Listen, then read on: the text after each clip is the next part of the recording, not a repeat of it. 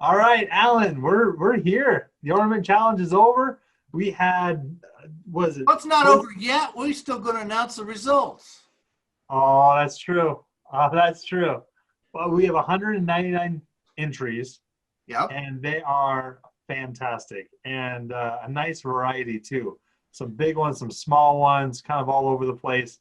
Really fun. So if anyone hasn't seen them, they can still go to Ornamentchallenge.com. there we go. And There go we check them go. out. And you should definitely do that. Go look. If nothing else, get some awesome inspiration from some great wood turners out there. Oh yeah, it's a great spread out there. Some I'm totally shocked and amazed and grateful for everybody that put in an ornament. I'm really tickled pink. Yeah, did some great job. So let's go through it, Alan. I mean, Well, this is the hard part. But the people's choice. Hey, it's not hard for me. The people voted. well, the people voted. That's The true. people have So spoken. that's it. This is from the votes that people submitted on there, and so actually Hans Peters with his Inside Out combined actually took first place on the public vote. So congratulations, Hans. Great job. Number 19 took second place. Number 19, that is Michael Peace. So he did the gnomes. Third place goes to number 70, Dan Schmidt, with his white Christmas snowflake. Number 86, that was Harvey Meyer, tied for fourth place. He did his kind of upside down ornament with the finials on the top, and he did a basket weave illusion on there. That's And great tied work. for fourth place is also number 3, and that is Maro il Tornatore Migone. Yeah. And that is Italian, and I don't speak Italian. Okay, but this is the 7th time in a row that he has put in an ornament. And then number 6 is David Wright. That was entry 107, the suspended ornament. And that actually has 2 inside-out turnings inside of each other with a finial on the outside and a finial that runs through the middle. 7th is also a repeat submitter. Frank Young did a great job with his segmented ornament. And number 8, Michael Grady comes in. Number 8, he was the 5th entry. And I'm a big sucker for finials. And so this is one that I really like as well. I love finials. But we had a tie for 8th, didn't we? We did. That's number 5 as well as number 12. So just a little bit further down here. And that is the bell ornament from Robin McIntyre. Another public favorite in 9th place for votes is Brian Mason's number 32, which is an olive hollow form. And number 10 also tied for votes. We had number 141, Henry Morgan, who did a turning and carving. He carved the Santa face. It's got some good character in there, did a nice job. And tied with number 10 would be 147, and that is Bruce Llewellyn with the big sea urchin and that nice finial at the bottom with that carving curve as well. You So are a nice job on sucker for that. finials, aren't you, Matt? Oh man, I am a sucker for finials. But again, I didn't vote for this one. This is the people's choice. The people love finials too. The people love finials too. Yeah, we all do.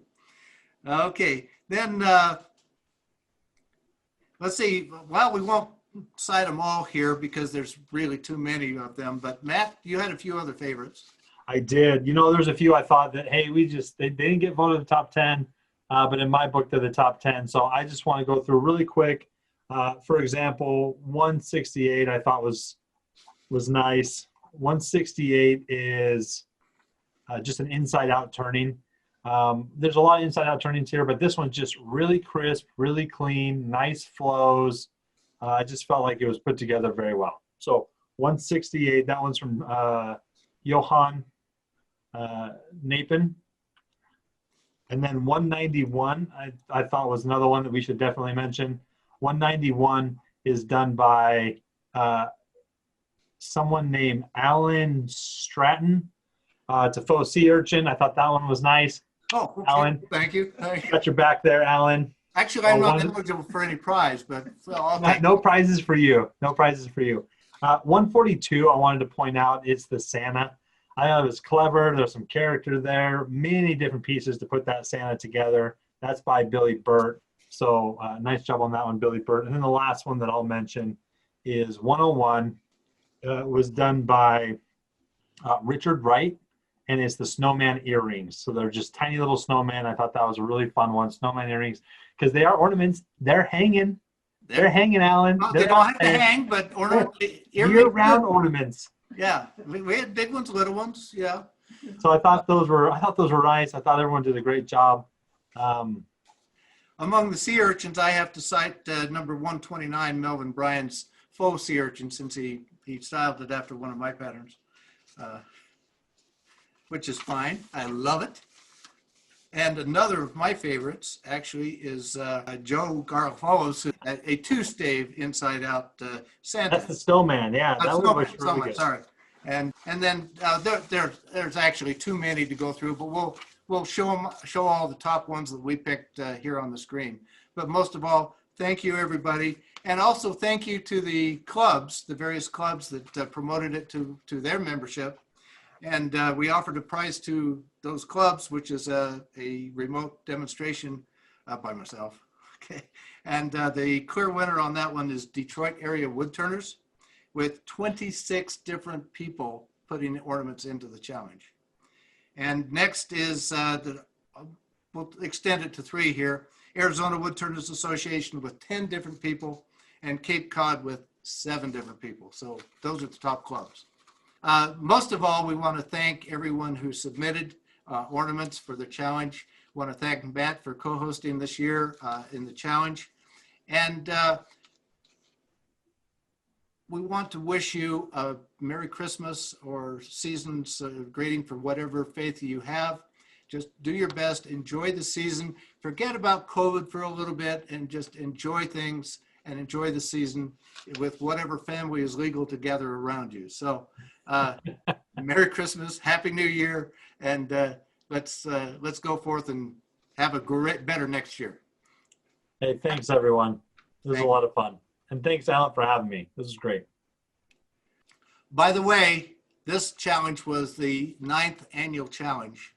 And that also implies that there will be a 10th annual challenge. It'll be about the same format, month of November, get your ornament in, but tell other people, because I love to see different crafts. I love to see different forms. I love to see novices. I love to see experts. I love to see the range of material that we saw this year, and I think we can do even more next year. So mark your calendars, submission next year in November. Plan on it. Thank you.